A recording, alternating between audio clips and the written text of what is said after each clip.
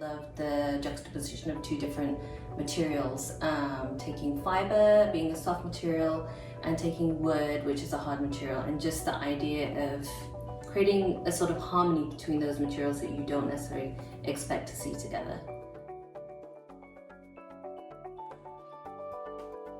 My name is Nosheen Iqbal and I am based in Richardson, Texas.